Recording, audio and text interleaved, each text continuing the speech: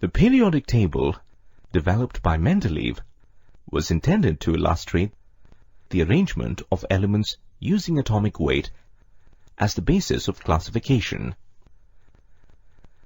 However, this arrangement showed some anomalies, like elements with higher atomic weights were placed before elements with lower atomic weights.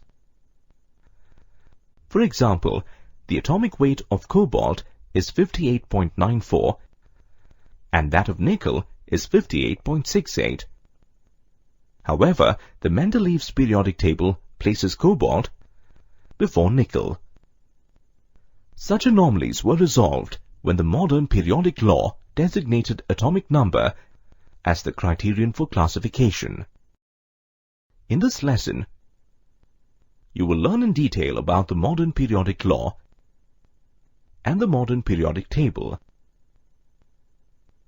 At the end of this lesson, you will be able to explain how the modern periodic table is arranged, explain the reasons for classifying elements on the basis of atomic number, describe the features of the modern periodic table,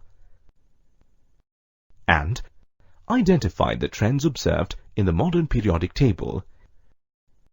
The modern periodic law was developed by Moseley, an English physicist. This law states that the atomic number is a better basis for classification of elements than atomic weight. This law formed the basis for the modern periodic table. Atomic number is the number of protons in an atom. It is also equal to the number of electrons in the atom, since an atom is electrically neutral. For example, the sodium atom contains 11 protons and 11 electrons. Therefore, the atomic number of sodium is 11. Similarly, the atomic number of magnesium is 12. Since the atomic number of magnesium is higher than that of sodium, magnesium is placed after sodium in the modern periodic table. Electronic configuration of an atom is the arrangement of electrons around its nucleus, which affects the properties of the atom. Bohr, a Danish physicist, tried to explain the behavior of atoms through his atomic structure theory. According to his theory, electrons are not located randomly around an atom's nucleus, but occur in definite electron shells. Electrons in the outermost shell of an atom are the ones involved in chemical reactions. These electrons are called valence electrons. The shells in an atom can be named alphabetically as shell K, L, M, N, and so on. Each shell in an atom has a limited capacity for electrons. The K shell can accommodate 2 electrons. The L shell can accommodate 8 electrons. The M shell can accommodate 18 electrons. The N shell can accommodate 32 electrons. As the lower shells are filled up, the additional electrons are placed in more distant shells. Normally, elements show the following properties based on their electronic configuration. An element with 8 electrons in the outer shell is stable and does not normally enter into chemical reactions. For example, argon is an inert gas and does not react with other elements. However, if the outer shell has less than 4 electrons, the elements are reactive and give up electrons in chemical reactions. For example, sodium has 1 electron in the valence shell. It gives 1 electron to chlorine to form sodium chloride. If the outer shell has more than 4 electrons, the elements normally accept electrons in chemical reactions. For example, chlorine has 7 valence electrons. It accepts 1 electron from sodium to form sodium chloride or common salt. Let's examine the features of the table. Elements are arranged in the increasing order of atomic numbers. Horizontal rows in the periodic table are called periods, and vertical columns in the table are called groups. Elements in the modern periodic table are arranged in 7 periods and 18 groups. You can locate an element in the periodic table by referring to the relevant period and group. For example, sodium belongs to the first group and the third period. You can observe trends in the properties of elements as you analyze them across periods and down groups. Let's look at the basic trends in belief. The properties of elements change gradually from left to right in a period, as an electron is added to the outermost shell. For example, sodium is highly reactive, and magnesium is less reactive as compared to sodium. There is a drastic shift in properties between the last element of a period and the first element in the next period. For example, neon is inert, whereas sodium is highly reactive. Elements in a group display similar properties because they have the same number of electrons in the outer shell. For example, sodium in period 3 and potassium in period 4 belong to group 1. Both these elements are highly reactive and metallic in nature.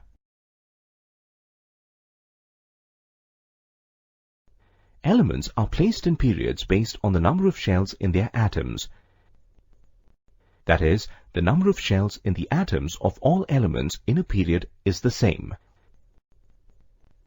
While moving from left to right in a period, the atomic number increases by 1 unit at each step.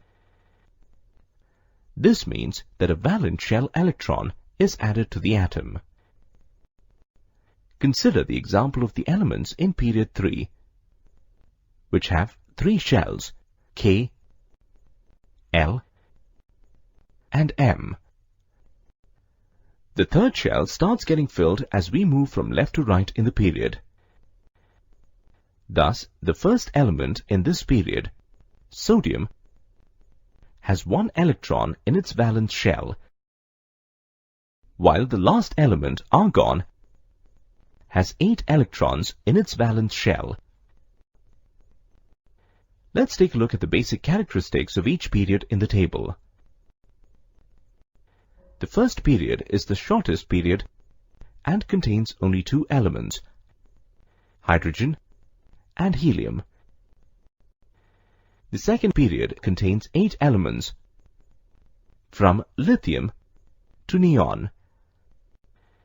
The third period also contains 8 elements, from sodium to argon. The fourth period is a long period and contains 18 elements, ranging from potassium to krypton. The fifth period contains 18 elements, starting from rubidium and ending at xenon.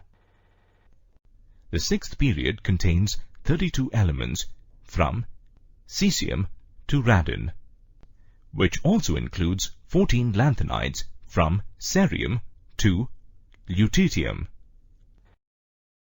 The seventh period is incomplete at present and can accommodate 32 elements, which includes 14 actinides from thorium to lawrencium.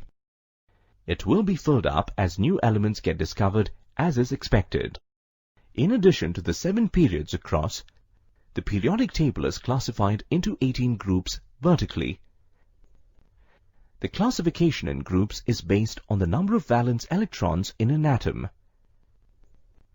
The number of valence electrons of elements down a group is the same. Therefore, the elements in a group show similar physical and chemical properties. Let's take a quick look at the properties of the elements in each group to examine their similarities. If you begin with group 1, this group has 7 elements: hydrogen, lithium, sodium, potassium, rubidium, cesium, and francium. Elements in this group contain one valence electron.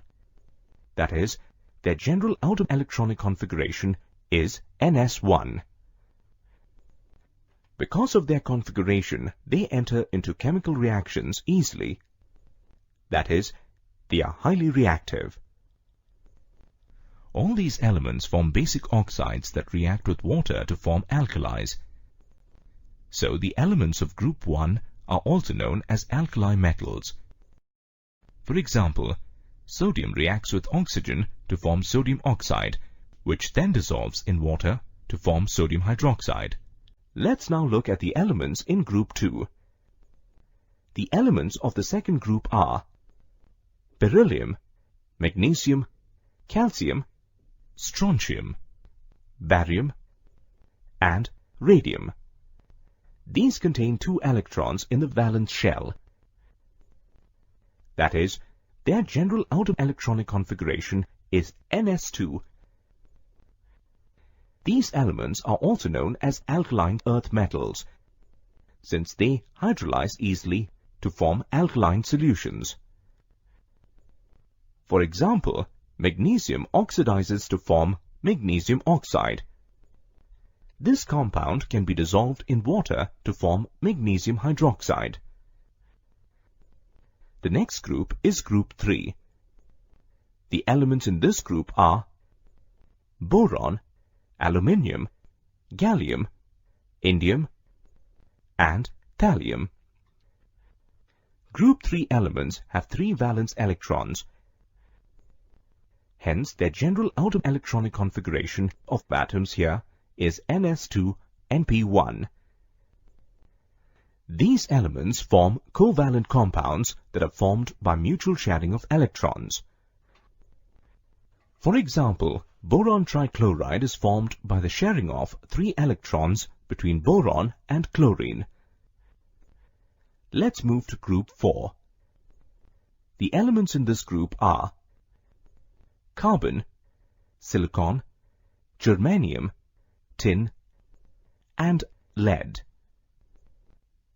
These elements contain 4 valence electrons, and their general outer electronic configuration is ns2np2. The elements in this group combine with halogens to form the respective halides. For example, carbon combines with chlorine to form carbon tetrachloride. In the same way, silicon combines with chlorine to form silicon tetrachloride. Next is group 5. The elements in group 5 of the periodic table are nitrogen, phosphorus, arsenic, antimony, and bismuth. These elements contain 5 valence electrons, and hence their general outer electronic configuration is ns2np3. These elements react with hydrogen to form hydrides. For example, nitrogen combines with hydrogen to form ammonia gas. Similarly, arsenic combines with hydrogen to form arsine. Let's now consider group 6. The elements of group 6 are oxygen, sulfur, selenium, tellurium, and polonium. These elements contain 6 valence electrons, and hence their general outer electronic configuration is ns2np4. These elements react with hydrogen to form hydrides. For example, water and hydrogen sulfide. Group 7, the group of halogens, is next. The elements of group 7 are fluorine, chlorine, bromine, iodine, and astatine.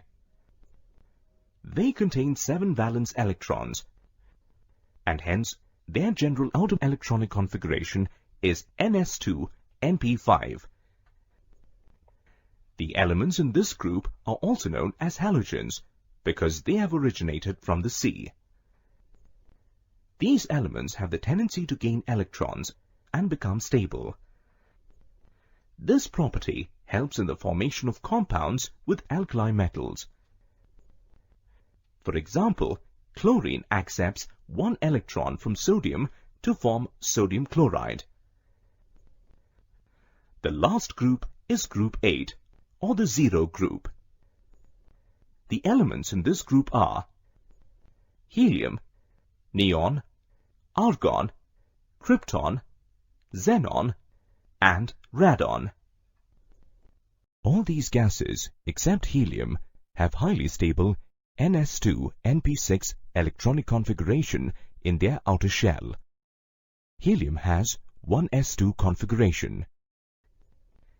They are also known as inert gases because they don't react with other elements.